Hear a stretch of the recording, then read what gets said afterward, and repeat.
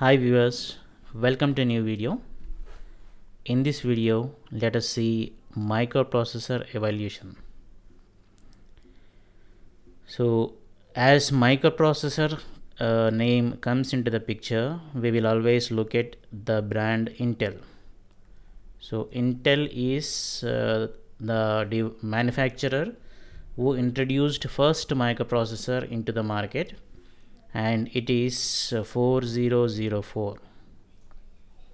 The first microprocessor introduced by Intel is 4004 and it was in the year 1971. So in this year Intel introduced this microprocessor. It uses 2300 PMOS transistors. How many? 2300 PMOS transistors. So it is using so many 2300 PMOS transistors which are fabricated in one chip. So that chip we are calling it as 4004 microprocessor introduced by Intel. So this is a 4-bit microprocessor. We can call this as 4-bit microprocessor. It will process 4-bit information. So I can say here one important point that we cannot say 4004 as a microprocessor. It does not have a functionally complete CPU. Okay, even we cannot add even additional furthermore functional blocks to this to make it a fully functional complete CPU. So just it is this 4004 is just meant for addition and subtraction. It is a calculator. 4004 was a calculator which was introduced by Intel in the year 1971. So we cannot say it as even processor, but generally we will call it as the first microprocessor introduced by Intel is 4004. And then in the year 1972, Intel introduced one more device called 8008. 8008 came into the market in the year 1972. This requires 20 more additional devices. Just by adding 20 more additional devices, it can become a functionally complete CPU. So it is having some advantage when compared to the 4004. Even though if you had additional devices, 4004 cannot become a functionally complete CPU, but whereas this 8008 can become a functionally complete CPU. Then Intel came out with another device in the year 1974, which is 8080. This 8080 is a 8-bit microprocessor. It is a 8-bit microprocessor.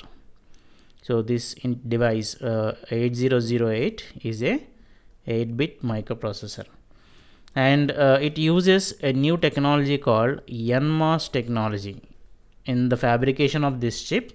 Like in order to put all the transistors, everything onto that single chip, they have used this NMOS technology, and this is referred to as the second generation computer. This 800 is referred to as second generation computer in the Intel series, called second generation computer. And one more advantage of this device is it operates at plus or minus 5 volts and plus or minus 12 volts supplies. Okay, so this is one more advantage when compared to the other devices. So this device is, I can say, TTL compatible also. So during this year 1974, Intel faced one competition, like one competitor came into the market, which is Motorola. Motorola introduced MC6800, which directly uses it is a fully TTL compatible device which uses plus or minus 5 volts. There is no question of even operating at plus or minus 12 volts. So this is a fully compatible TTL device. TTL, I hope you know it is transistor logic. So this device is a fully this is a completely TTL compatible device. So Intel thought that no, we should also introduce such kind of a TTL compatible device, and they came out with one more IC in the year 1976, something like that. So they came out with a device 8085, which is a famous microprocessor in the Intel series so far. So this 8085, it is having the following features. It has a general purpose CPU. It has got a general purpose CPU. That means it is having a central processing unit with ALU, and all the registers are available, and it is a 8-bit microprocessor, same like the previous one. It is also 8-bit microprocessor. It uses just plus or minus 5 volts only, same like Motorola other 6800 series. So this is a fully TTL compatible device again. So during this here again, Motorola came into the market with MC6809, one more device called MC6809, which is a semi 16-bit microprocessor. So to have a market, they have introduced a better series when compared to the Intel 8085. So they came out with this one called MC6809, which is a semi 16-bit microprocessor. Then Intel does not they thought that this Motorola is coming as a competitor for us again and again. So we should come out with such a device that it cannot nobody can beat Intel. So they are even successful in doing so. Intel came out with a processor 8086. This 8086 is a 16-bit microprocessor. This is a famous microprocessor in the Intel series. It is a 16-bit microprocessor. It contains 29,000 transistors.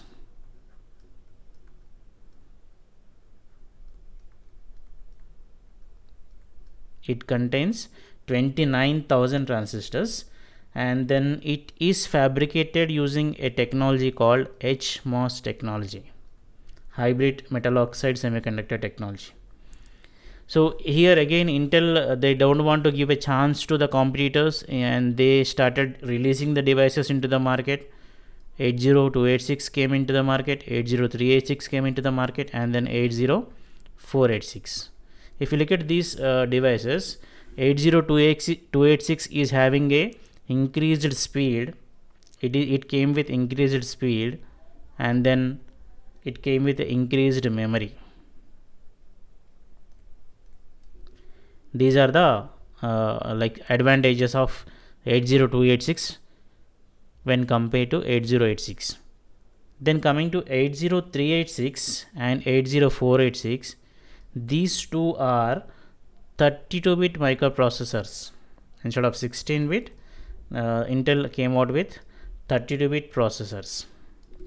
Okay, so that is about 286, 386 and 486. Now Intel came out with one more device, which is Pentium, in the year 1993. In the year 1993, Intel came out with one more famous series, which it is Pentium.